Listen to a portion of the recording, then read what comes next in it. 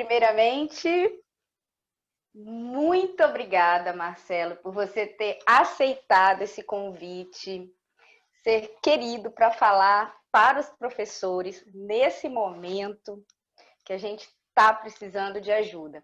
E eu preciso que você saiba que o motivo pelo qual eu quis muito fazer essa entrevista, conversar com você, foi porque eu vi uma entrevista sua no Jô, e você Sim, falava de como você dava aula no presídio, né? E eu pensei, gente, um professor que motiva detento para estudar é um professor que a gente está precisando ouvir nesse momento, porque as crianças e os jovens agora, principalmente no Brasil, não estão aguentando mais essa coisa de 100% exato. online. Não está dando, não está dando. Então, vamos começar sem mais delongas para falar para todos os educadores do Brasil e do mundo, que a gente vai legendar também. Eu queria Eu quero te saber. agradecer a oportunidade, assim, né? Porque como eu ultimamente, como o personagem tem bombado mais do que o Marcelo na minha vida, né? Uhum. É raro eu dar uma entrevista assim de cara lavada, eu mesmo falando, sem estar caracterizado de Suzy Brasil, né? Então é uma oportunidade, ainda mais falar sobre magistério, né? Dar aula, que é uma coisa que eu gosto muito. Que legal, que bom. Então vamos lá. Eu queria saber quanto tempo que você deu aula e para qual público, assim? Então, eu dei aula num total 10 anos. Aí eu comecei a dar aula num colégio particular, que peguei turma do segundo segmento do ensino fundamental. Então eu tinha pouquinha turma no início, era sexto ano, sétimo ano, só a garotada mesmo, os pré-adolescentes ali. E aí depois aí eu fiz um concurso para o estado, né? Passei, e quando eu passei, eu quis ir dar aula numa escola prisional, de uma instituição prisional. E aí entrei, e aí já foi uma experiência totalmente diferente, né? Porque você dá aula num colégio particular para pré-adolescente e depois cair num presídio para dar aula para adultos, né? E adultos marginalizados, né? Adultos que a galera quer mais ver esquecido lá dentro mesmo, porque a gente sabe que a ideia do sistema prisional, né? De ressocialização é uma coisa que está muito distante no Brasil. Quer dizer, Sim. existem países que você tem ainda um sistema que funciona. No Brasil, não funciona, né? São cadeias superlotadas, né? É o preso sendo tratado como lixo, como bicho. Porque eu sempre falei com as pessoas, assim, todo mundo me perguntava assim, pô, cara, não se formou para ir dar aula para bandido?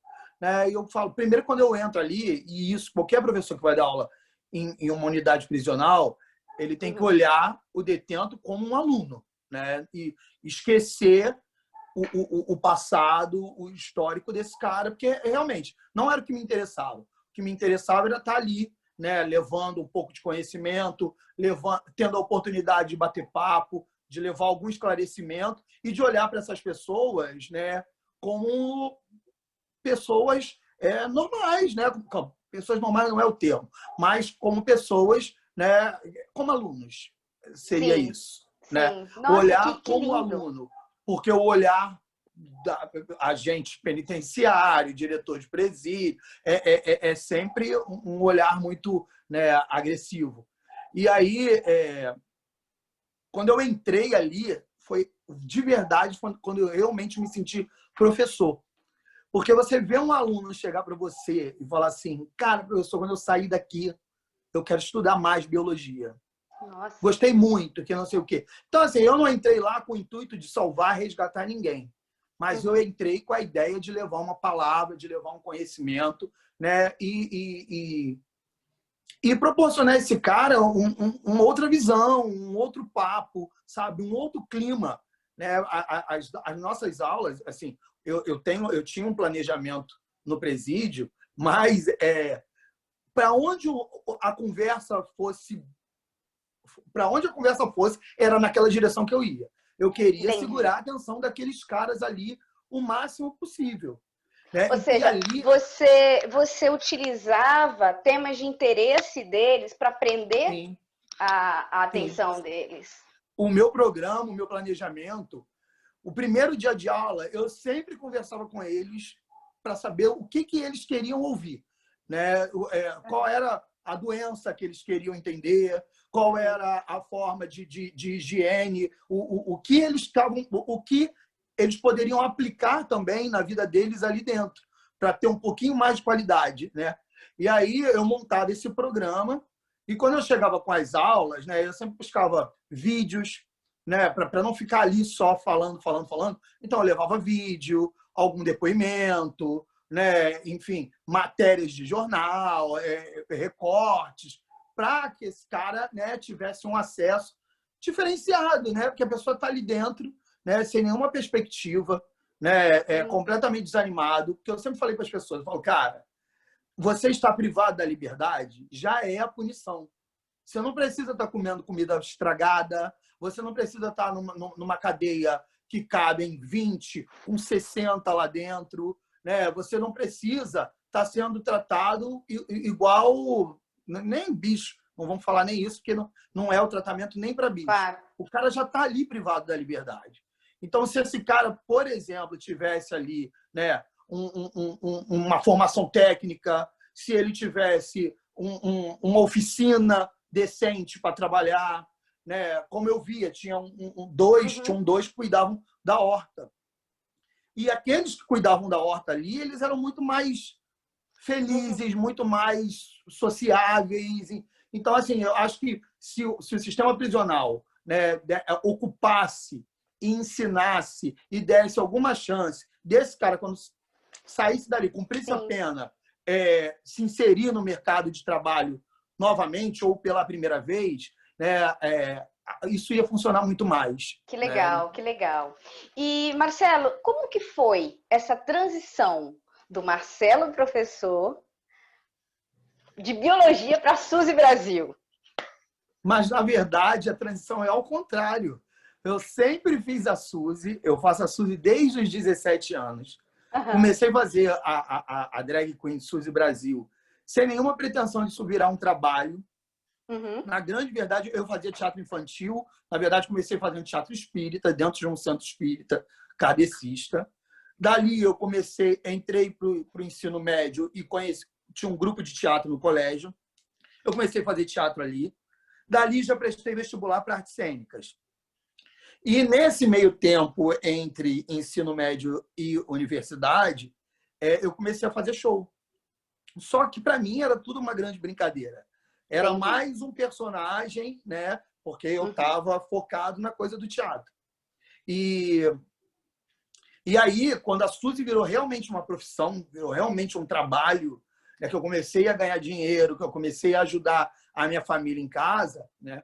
Eu falei, não, agora está na hora de eu fazer biologia, que eu sempre quis fazer biologia. E eu queria fazer biologia para dar aula. E então foi com o dinheiro que a Suzy me proporcionou que eu paguei a faculdade de biologia, exatamente. E aí eu estudava à noite e já ia com a bolsinha com a Suzy desmontada dentro da bolsa. E daí partia para boate, né? E era assim a vida, né?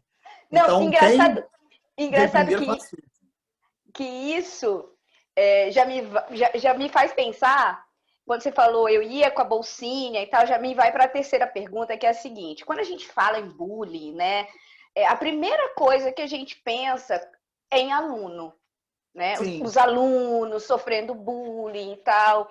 Aqui na Finlândia, o professor ele tem uma posição na sociedade muito melhor que no Brasil. Por exemplo, você chegar num bar e falar assim: o que você faz? O que você faz no trabalho? Eu sou professora. Gente, sabe? Já os boys todos já ficam, meu Deus, que legal! Que legal! Sim. Então, é uma outra questão. E aí a gente não pensa na questão do bullying do professor. Mas no Brasil, eu sei que a realidade do professor também é dessa, dele sofrer o bullying, ou pelo diretor dele, ou pelo coordenador dele, ou pelos responsáveis, pelos colegas de trabalho. Então, eu imagino que você deva ter sofrido bullying no passado, justamente por causa dessa questão de você fazer o show à noite. Como que foi isso? Você sofreu ou não? Eu sofri muito pouco, porque, assim, eu acho que é isso. Eu sempre, quando eu cheguei professor, quando eu virei professor, eu já era muito bem resolvido, tanto com as minhas questões, com a minha sexualidade, com o meu trabalho como drag queen, eu encarava realmente como um trabalho, né? A minha família, aceitação em casa, na família. Então, e tem uma coisa, tipo assim, na noite, a Suzy sempre foi bam, bam, bam na noite, sempre foi top na noite. Então, eu sempre fui muito bajulado, artista bajulado em camarim, essas coisas. Então, quando eu cheguei para dar aula, eu sempre tive essa mesma marra, assim, tipo, não, sou o cara, não vou deixar ninguém pisar em cima de mim. Isso era uma proteção, de uma certa forma, né? Uma coisa. Mas o fazer show me deu um jogo de cintura para lidar com as pessoas muito grande. Porque, assim, só para você entender, né? Quando a gente trabalha fazendo show em boate, a casa abre às 11 da noite, 2h30 da manhã começa o nosso show. Então, você imagina que a galera vai para lá para beber, para namorar, para dançar, para a pista de dança, 2h30 da manhã, e aí você entra para segurar a atenção daquela galera ali. Então, não existe experiência maior com pessoas mais diferentes e que não foram ali para ver aquilo. Aquilo ali é mais uma das atrações da noite, né, dentro daquela casa de show ali. Então, quando você chega numa sala de aula, que você já tem essa experiência de anos na sua vida, é muito mais tranquilo. Mas eu passei por algumas situações assim. Eu passei primeiro por uma situação inversa. Quando eu preenchi lá um questionário no primeiro colégio que eu fui dar aula, e o coordenador que estava me indicando, né, também fazia show, também era drag queen na noite. E ele me indicou, porque me conhecia, né, enfim. E ele falava assim, quando você se formar, eu vou te dar um emprego como professor. Porque você domina o palco, improvisa e tem saídas muito rápidas em cena. Possivelmente você vai ser um grande professor, que você tem essa velocidade de mudar enfim, de buscar um outro caminho para o aluno entender. E dito e feito, eu me formei, ele me pegou para trabalhar. Aí eu tinha que preencher um questionário que a diretoria pedia, né? Aquela coisa. E aí eu botei uma coisa assim, eu acho que vai ser um bom negócio ter um professor novo, cheio de gás, como eu na escola. Aí o diretor ficou puto, falou, que isso, gente? Um bom negócio? Educação não é negócio, que não sei o quê. Enfim. E aí ia me embaiarar. Aí ele chegou, ia me boicotar, né? Ele chegou para o Sérgio, que era o coordenador, e falou assim, Sérgio, deixa eu te perguntar uma coisa. Eu não gostei da resposta dele, mas ele é assim igual a você? Aí o Sérgio, assim igual a mim como? Assim, Sérgio, porra, gay. Falou, bastante gay. Falou, então eu vou contratar. Então eu já achei legal, assim, ele não foi ao ter tido nenhum contrário. tipo de preconceito, não, pelo contrário. Exatamente. E você contando essa tua Exatamente. história, que você falou que você lidava de um jeito muito sério, eu lembrei de um professor meu, cara, eu tive um professor quando eu estava no 7º ano, eu morei no Jari, num projeto americano no meio da floresta amazônica, e o meu professor de biologia, ele era homossexual. Então, entre a gente falava, o professor de boiologia, porque lá no norte eles falam que é boiola, né? O gay é boiola.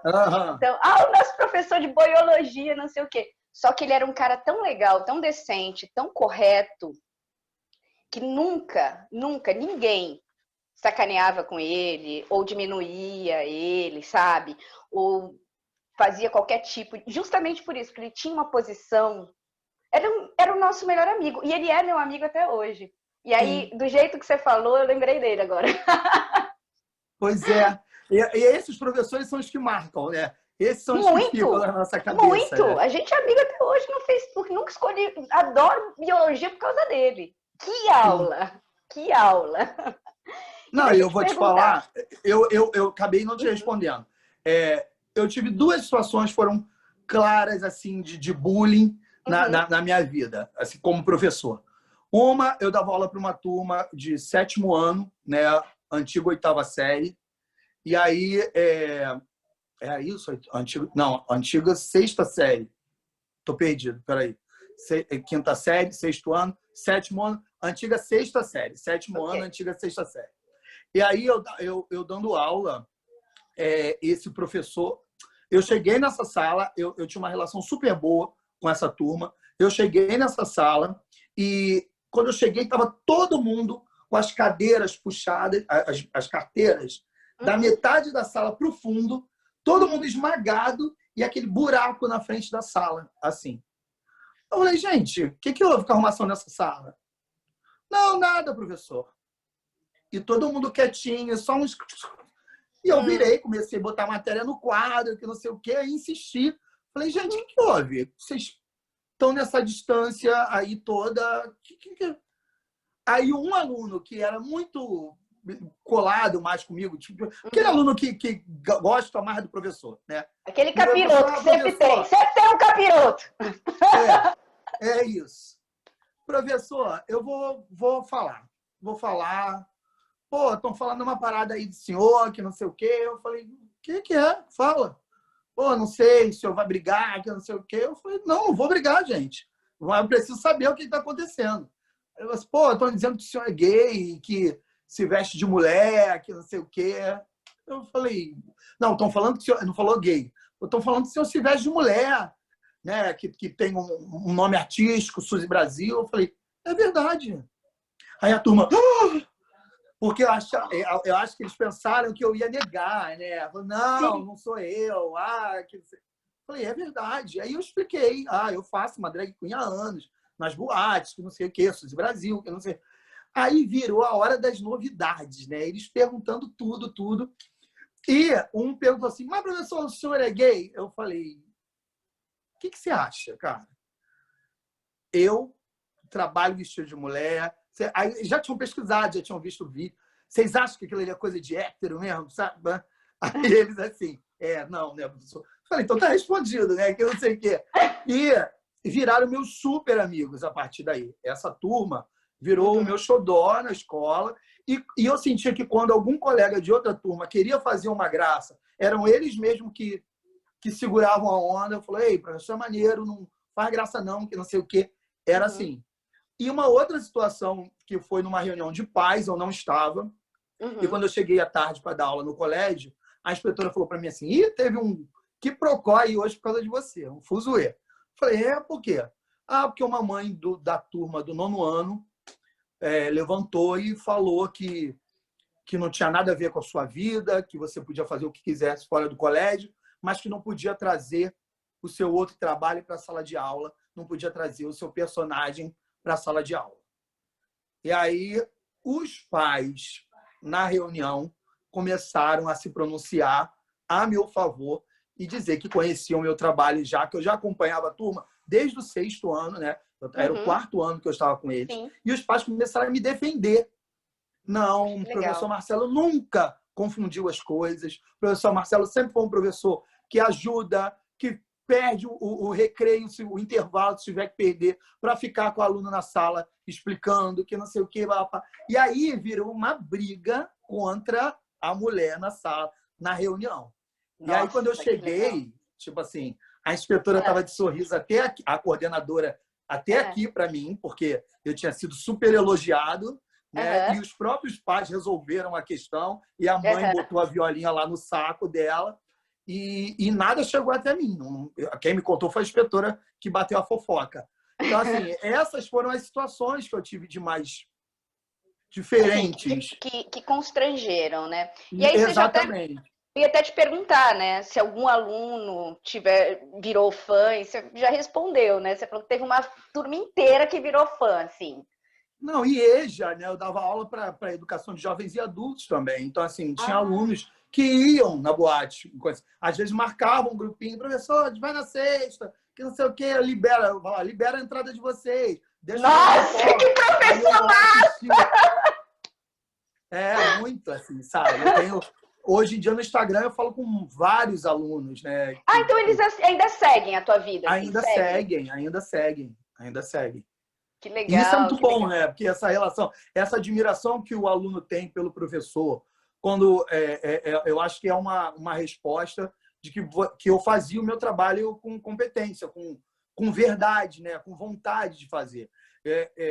Eu sempre, no início é óbvio, né? Você chega cheio de gás para dar aula e você vai tomando uns tocos e se decepcionando com algumas coisas e Sim. vai esbarrando com direções que não te proporcionam essa liberdade para trabalhar, né? E você vai se virando nos 30. Mas eu tive duas grandes professoras no ensino fundamental, que se chamavam uma Marília e a outra Márcia, todas duas de ciências. E essas mulheres lutaram numa escola municipal cheia de problemas, lutaram para fundar uma sala de ciências, uma sala para estudos de ciências. E aí eu fui um dos pioneiros dos alunos a entrar para esse clube de ciências. Uhum. E a gente ia fora do nosso horário de aula, né? Eu estudava de manhã, ia para lá à tarde, 2 vezes na semana, estudar um bicho. Então, o meu projeto era aranhas. Eu estudava aracnídeos, mas mais especificamente aranhas. E durante 2 anos e meio, eu fiquei enlouquecido, estudando, pesquisando. Final de semana, elas me levavam para a Floresta da Tijuca para a gente observar, para ver as aranhas, para coletar algumas. A gente coletava, eu confesso, porque eu tinha uma criação enorme. Bem irônico, né? Bem irônico. Eu ia fazer uma piadinha aqui, mas nem cabe. Exatamente. Exatamente. Essa adoração por aranha. Ai, ai. E aí, essas mulheres foram as pessoas, assim, no ano que eu estudei com essa professora Marília, para você ter uma noção, no 9º ano, ela só me deu aula no 9º ano, mas eu já era do clube de ciências, então já tinha uma relação de amizade com ela. Ela montou, no primeiro dia de aula, ela deu uma lista de materiais, formou grupos, separou a turma em grupos e montou uma caixa de materiais com todo mundo. E todas as nossas aulas, porque ciências no 9º ano geralmente é química e física, né? Introdução à química e à física. Então, todas as nossas aulas de química e física nesse ano foram práticas. Todas a gente ia para a sala de ciências, fazia uma experiência, respondia as perguntas, que a gente tinha um livro que era só com experiências, respondia aquelas perguntas e, em cima das nossas respostas, a gente discutia com ela, né? E chegava às conclusões. Então, gente, tudo que o povo... Isso é bárbaro. Que sorte que você teve, porque a gente sabe que na formação de professores no Brasil, um dos grandes buracos, digamos assim, é essa falta de prática, da prática dentro da formação. Pois é. E você teve isso bastante. Eu não estudava para as provas de ciências, porque a aula era tão viva na minha cabeça, né? As conclusões eram eu mesmo que tirava. Então, assim, a matéria estava viva na minha cabeça e está até hoje, né? O que essas mulheres passaram. Então, assim, quando eu me formei em ciência, que aí, quando eu saí do colégio do ensino fundamental, que eu fui para a escola técnica, eu fui fazer patologia clínica, porque eu queria alguma coisa ligada a ciências. Uhum. E essas professoras que custearam todos os meus livros, os técnicos, né? Os de patologia clínica, os da área de ciências, elas duas que me mandaram durante os 3 anos. Já quero o contato dessas professoras. Você acredita? Eu perdi o contato com elas. Mulheres incríveis. Mas quando eu terminei o ensino médio, aí eu fui prestar vestibular para artes cênicas. Acho que eu frustrei um pouco elas nessa época, porque eu comecei a fazer teatro no colégio, sim, aí descambei para o lado da arte e fui embora. Mais anos depois, quando eu fiz biologia, né, eu agradeci a elas na minha monografia, tá o nome delas lá, né, a minha homenagem foi toda para elas. Mas eu digo, tudo vai do professor que você tem. Aí, na faculdade, eu lembro que eu tinha uma professora chamada Patrícia Domingues, que era um gênio, né? Era uma professora de ecologia de água doce. E aí, ela levava a gente também para campo, sabe? A gente estudava naquelas lagoas de Jacarepaguá lá, para ver proliferação de algas tóxicas nos mananciais e tudo. E aí foi essa professora que me arrumou um estágio, né, na parte de cianobactérias também, que são microalgas e tudo. Uhum. Então, eu acho que esses professores são fundamentais na vida. Eu costumo dizer que acho que eu não tinha gosto para nada. Eu tinha admiração por aquelas figuras. Então, eu queria ser como elas, né? E por isso eu fui fazer biologia. E acho que o professor ele tem esse papel total na vida do aluno. Que legal. E foi difícil, assim, o que que foi decisivo? Duas perguntas. O que foi decisivo para você sair do mundo educacional e se você sente falta de dar aula? Sentir falta de dar aula, eu sinto total. Mas eu abandonei mesmo, parei de dar aula, porque eu comecei a escrever, que também foi uma outra coisa que caiu de paraquedas na minha vida. Como eu já fazia Suzy há muitos anos, e aí a galera que assistia meu show achava que eu tinha um roteiro escrito e o meu show era todo improviso, sempre foi tudo Nossa. improviso, né? Sempre foi um ping-pong, a pessoa na plateia grita uma coisa, eu respondo, aí Tipo a pessoa tá na stand-up, né? frente. Você era uma drag queen stand-up. Sim, sim. O diferencial da Suzy sempre foi esse bate-bola com a plateia, E né? é por isso, Esse e aí agora ping-pong. vem a pergunta, e é por isso que tem a ideia da maquiagem, assim, meio diferente, mais engraçada, puxando mais pro A engraçado do que ideia, pro glamouroso. porque a ideia é uma. Porque assim, eu digo que toda drag queen ela já é meio que uma caricatura da mulher. E a Suzy era uma caricatura da caricatura. As caricatas são Uhum, o exagero no exagero, né? sim. E essa maquiagem da Suzy, ela veio porque a gente fazia um show de humor que chamava Buzina da Rose. Então era como a Rose Bombom, que era uma drag muito famosa aqui do Rio de Janeiro. Ela era como se fosse o Chacrinha e nós as chacretes. E aí, Entendi. como era um show de humor de caricata, era uma chacrete mais feia que a outra. Ah, Então, essa entendi. maquiagem veio que a gente tinha uma disputa no camarim para ver quem ia Entendi. entrar mais Vamos ver feia. quem que vai ser a mais ridícula. Pois E é. aí, e aí você E sente ficou. falta? E você sente Eu falta de sinto. dar aula?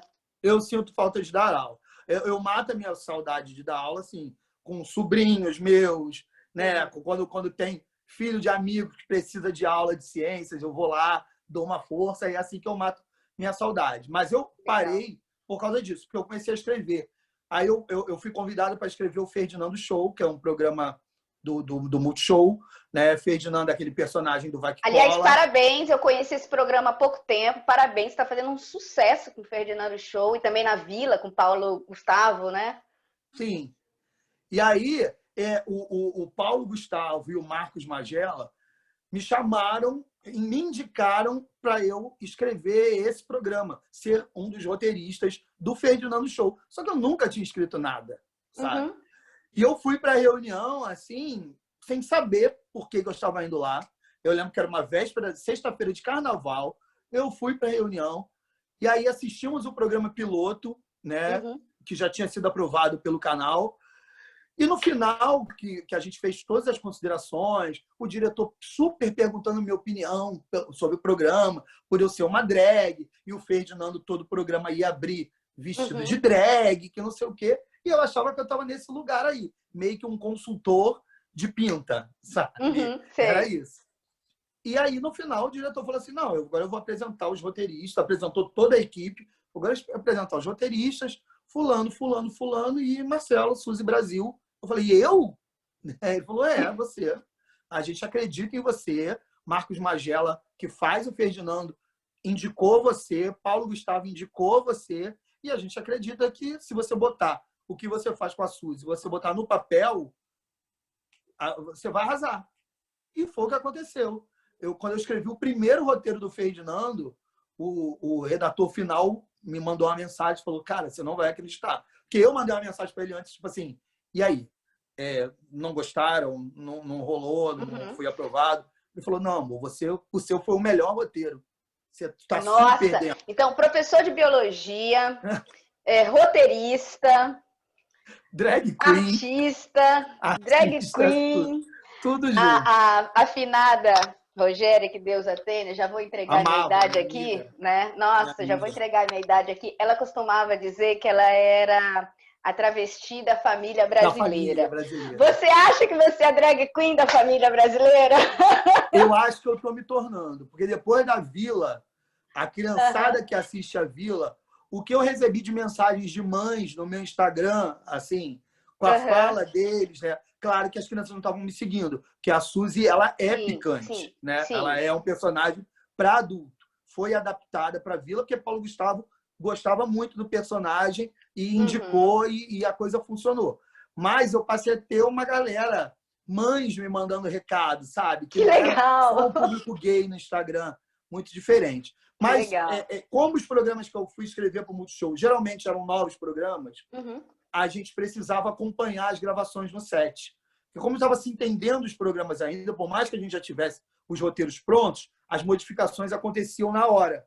Então eu ficava assim, um mês com eles gravando, um mês sem dar aula.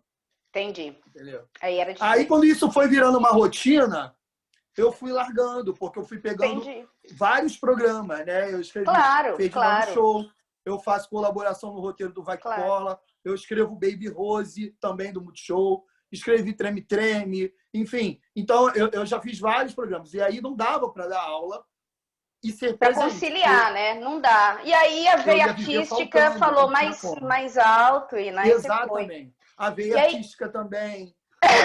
Claro! Óbvio! Tá. Gente, eu tava esperando você falar isso. Eu falei, gente, será que não vai ser honesto? Não, gente. Professor é uma vergonha no Brasil, né? É uma tristeza tudo isso. Infelizmente. E eu ia te falar que aqui na Finlândia é muito legal que a gente tem na nossa formação, na formação dos professores, a gente tem aula de teatro, na verdade, dentro da faculdade. Isso é o máximo. Por quê? Porque o professor, ele tem que se preparar. O corpo, a voz, ele vai dar 5 shows por dia. Então, ter teatro na faculdade é uma coisa muito lógica. E você já levou algum personagem para dentro de sala de aula? Não necessariamente a Suzy, mas algum personagem. Não, sim, entendi. Não, mas, cara, a sala de aula nada mais é que um palco, né? E cada sala que você entra é uma plateia diferente. Quem faz teatro sabe disso, né? O público de sexta é diferente do público de sábado, que é diferente do público de domingo, né? E às vezes você fala, hoje domingo, a galera vai estar animada. Aí a plateia está super morna. E é assim em sala de aula, né? Você entra numa turma, a turma tem um comportamento, um posicionamento. Você entra em outra, já é totalmente diferente. Com o tempo eu fui entendendo isso também. Porque quando eu comecei a dar aula, eu cheguei com aquela proposta assim, eu vou ser aquele professor maneiro, amigo, sabe? Aquele professor que joga de igual para igual com o aluno, né? Que não tem essa divisão, eu sou o professor, você é o simples mortal aluno. Só que com o tempo eu fui entendendo que não dava, que essa liberdade que eu queria que os alunos tivessem, né?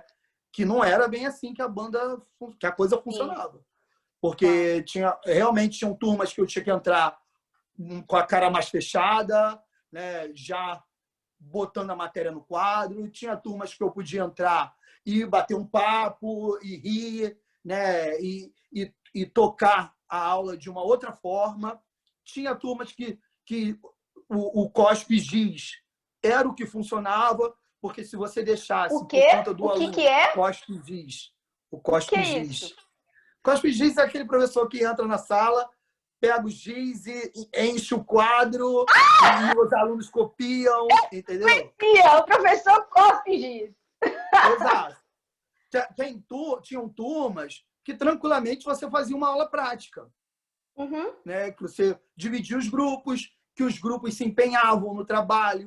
Tinha turma que se você dividisse os grupos e botassem eles para pesquisar alguma coisa ali, virava um pandemônio, sabe? Tinha aluno jogando água oxigenada no outro, né? Tinha aluno com a aranhazinha fazendo medo, assustando o colega. Então, com essa turma aqui, eu vou agir dessa forma. Com essa turma, dessa. Claro. Aqui eu sou o professor gargalhada. Na outra, eu sou o professor carrancudo. E assim você vai entendendo como lidar, né? E aí é um personagem em cada sala de aula, né? É verdade, é verdade.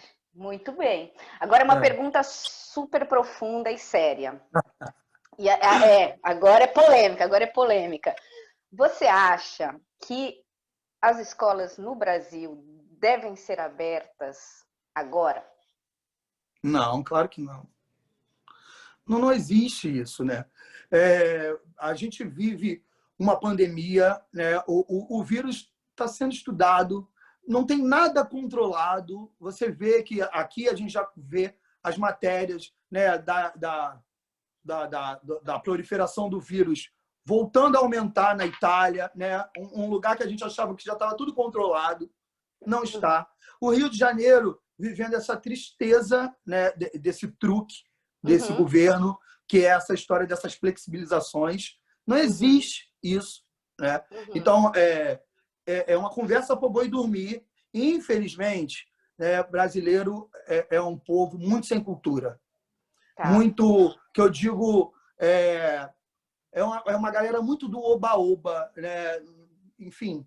E eu acho que a pessoa não quer entender, né? Não quer entender que não se conhece o vírus direito, não tem vacina, né? A gente não sabe se recontamina, se não recontamina, né? A gente não sabe quanto tempo o anticorpo permanece no organismo.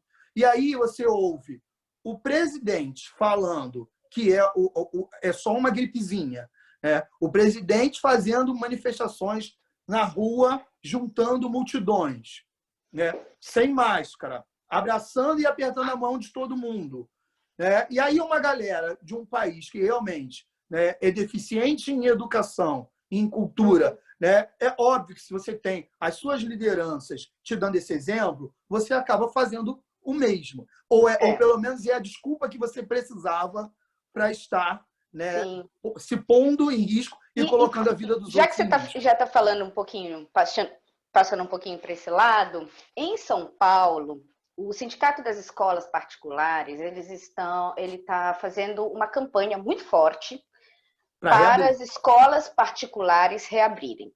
Se isso acontecer, a gente sabe que esse gap, né, essa diferença das escolas públicas para as particulares, que já é absurda, que a gente sabe que existe, vai ficar, né, impossível. O que vai criar daqui a um tempo um Brasil que agora eu quero que você complete. O que você acha, na sua opinião, como você imagina o Brasil daqui a 10 anos com esse déficit educacional que está sendo criado agora por tanto tempo? Muitas crianças estão sem aula, literalmente. Essa desigualdade sempre foi gritante, né? Porque essa coisa do o aluno de escola particular para o aluno de escola pública no Brasil é absurdamente gigante, né, a diferença. E eu acho a grande verdade assim como o comércio, né, fez pressão e abriu, as escolas vão conseguir reabrir. Olhando pelo lado científico da coisa, é triste, porque criança, né, e pré-adolescente, muitos são assintomáticos, né? Então, muitos, possivelmente, um vai passar para o outro, vai aumentar, né, essa proliferação. E não adianta que criança não tenha esse cuidado de estar de máscara o tempo inteiro, de não abraçar o colega, de não brincar, de não se pegar, de não lutar, não existe isso. De passar a mão no nariz, na boca e encostar no coleguinha. Então, com certeza, os números vão crescer muito, né? E essa diferença, né, de oportunidade e de conhecimento do colégio público para o colégio particular, né, isso vai fazer assim, né? Porque se as escolas particulares voltam e a escola municipal não volta, né, a gente passa a ter alunos despreparados, muito mais despreparados de um lado, concorrendo no mercado com alunos, né, que a vida não parou, né? E aí cada vez mais. Aí a gente vai e cai naquela história, né? Aí precisa-se futuramente criar um sistema de cota. Aí tem toda uma briga de que somos todos iguais, não precisamos de cota, né? Você vê que a galera não entende ainda, até hoje, né?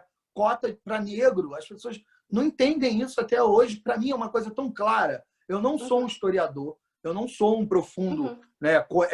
Não era o melhor aluno em história na minha vida. Mas a gente sabe que o negro, a vida inteira, teve muito menos oportunidade. A gente sabe que o preconceito existe, né? Que quando eu trabalhei em shopping já, e eu via pessoas entregando currículo, e eu vi o dono da loja falar: esse vai entrar, esse é negro, esse vai entrar, esse é gato, esse é negro. Como se negro também não pudesse ser gato, né? Então você não pode me dizer que a pessoa negra tem a mesma oportunidade que a pessoa branca tem. Né? E se você tem menos oportunidade, o seu filho tem menos chance de estar numa boa escola, tem menos chance de ter uma boa educação. E se ele não tem uma boa educação, ele não entra para uma escola federal, né? Quem ocupa as cadeiras nas escolas federais? Os ricos. O cara que tem o pai com dinheiro, que presta um bom pré-vestibular, faz um bom pré-vestibular, chega preparado e entra. Aí, quando você vê a cota... quando eu estudei na Unirio, na URCA, né, fazendo artes cênicas, eu era o único suburbano da escola, eu acho. Eu e a Nália, minha amiga, sabe? Eu não tinha dinheiro para lanchar, porque meu pai mal tinha dinheiro para pagar as 2 passagens de ônibus para eu chegar no colégio, 2 para ir, 2 para voltar. O meu material que eu precisava ter, material de artes plásticas, não sei o quê, eu não tinha dinheiro para lanchar. Então, é óbvio que eu não ia concluir essa faculdade, porque eu não ia ficar de 1 até as 6h40 da noite, sem lanche, enfim.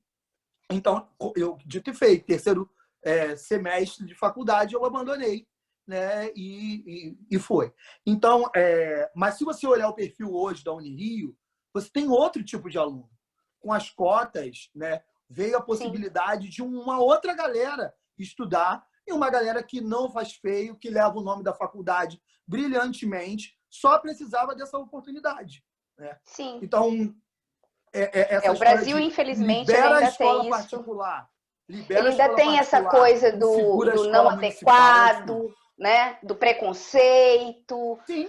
E a gente tem que sempre levantar a voz da minoria.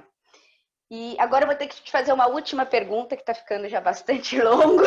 Falo pra caramba, né? Pra caramba. Mas eu quero saber o seguinte: se daqui a alguns anos eu me animar, abrir uma escola finlandesa no Brasil, será que ainda vai existir um professor dentro do Marcelo Souza, que eu vou falar assim, vem dar uma aula aqui na minha escola? O Marcelo Souza. Ainda existe esse professor aí dentro? O professor nunca vai sair, porque é isso também. Esse trabalho de professor você faz em qualquer área da sua vida, né?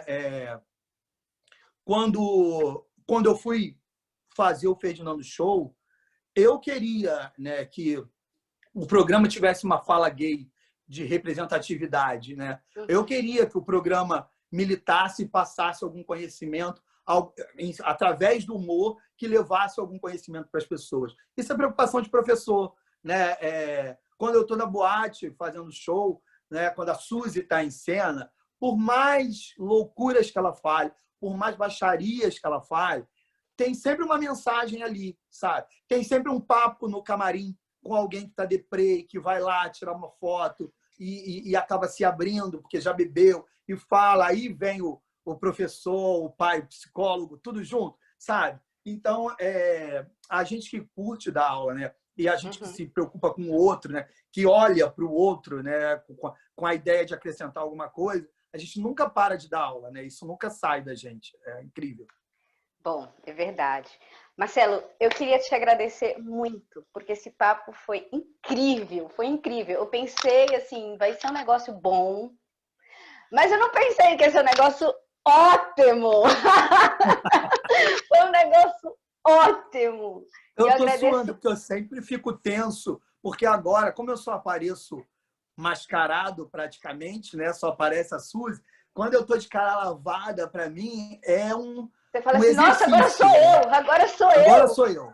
Agora não tem desculpa, sou eu. Mas eu amei fazer também. Obrigada, obrigada. Então, ó, obrigado você, grande abraço para você, tá? E tudo de bom para você aí no Brasil. Eu espero que esse vídeo possa movimentar muito a cabeça dos professores que assistirem ou alunos que assistirem, né? Que esse tesão que o professor precisa ter esteja presente em todos os professores do mundo, né?